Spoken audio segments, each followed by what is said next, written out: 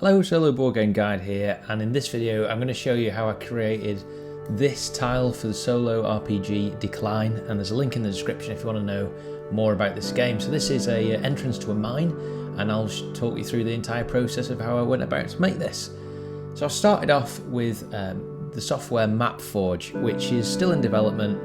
They've got a Patreon page where they put various commercially available assets up, and the software is going to be fantastic. It isn't there yet. I find, especially at the higher resolutions, it's really laggy and it crashes an awful lot. That said, it is very economical. You've got loads of add-ons and maps, and I really recommend you check that out, and I will put a link to that in the description. So I'm using Steve Gaudreau's Minds pack here. So he's a very, very talented digital artist who has created loads of assets, and he's released them under a commercial license through MapForge. I was in contact with him through his Facebook page, and he has given the okay to use these. I will, of course, let him know when I'm nearer publishing. But what I've done here is put it on a bright pink background. The reason being is there isn't seemingly the functionality in MapForge to export to an alpha layer being, of course, the transparent background. So I'm using this background eraser tool, and there's an option there, you can see it's the third button along, which allows you to choose a colour and then delete that colour bit by bit. The magic eraser tool isn't quite accurate enough for my liking. So with the transparency layer added, I can then paste them across onto this blank that I've got for all the cards. In the game, it's going to have 30 different terrain cards, all poker-sized cards. So paste them on, adjust the opacity, and I've got a grid. Each grid's approximately 10 feet, and I've done videos on all these, so do check the playlist, my map making playlist. So then it's just a case of layering them up and editing out the various bits. So here I am putting a shadow in, and I'm doing that just using a brush with a jitter effect, black ink, slightly reduced flow rate, and then just adjusting the opacity. So the trick is to use different layers and try and fade them in. So I started off using this sort of black rock face, and I just couldn't get it to sort of fit the scene, so I ended up abandoning it later on. But I've built up quite a few assets now over the past few weeks, and to be honest, some of the best ones are ones that I've created myself through photographs. And again, check the playlist for examples of how I've done that. So this is a pretty typical way that I end up creating a map tile. I go through various iterations before I'm actually hit something that I'm happy with.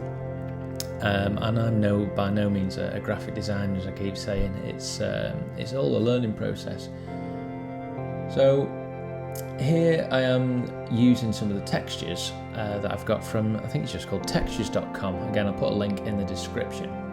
So use that jitter brush again, edit it down, and then Control J or Command J duplicates the layer and allows you to paste it down.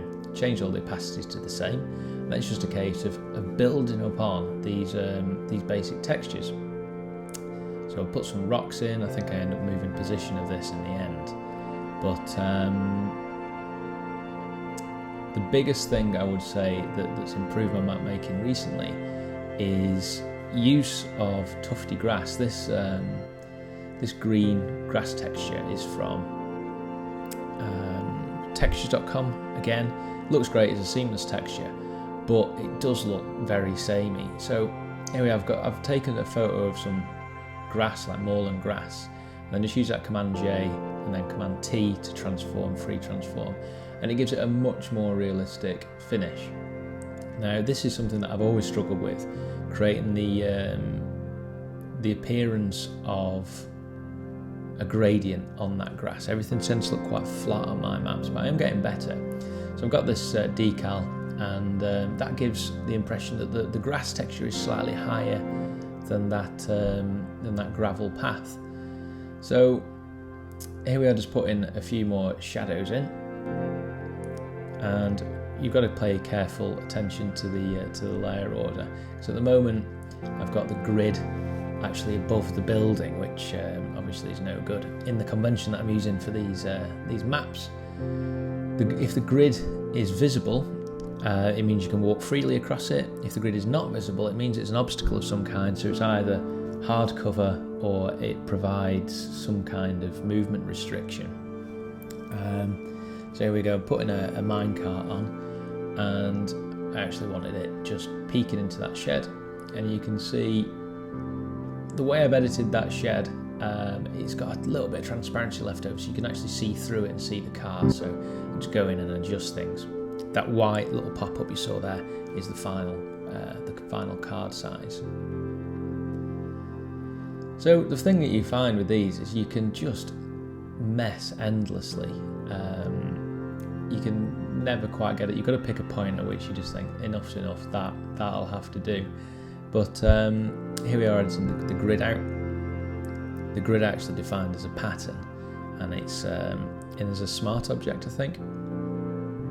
And then finally, I'm just going to put in a tree. So if you want to have a look at the other map tiles that I've done, I'll link to a video in the top corner here. But thanks for watching, and do let me know if you have any ideas, tips, or basically anything that you think would fit in nicely to this game. So this is one of the decals put in. So I'll leave you with the time lapse to play out. But thanks for watching, and I look forward to seeing you in the next video. Do remember to subscribe to that newsletter. Bye.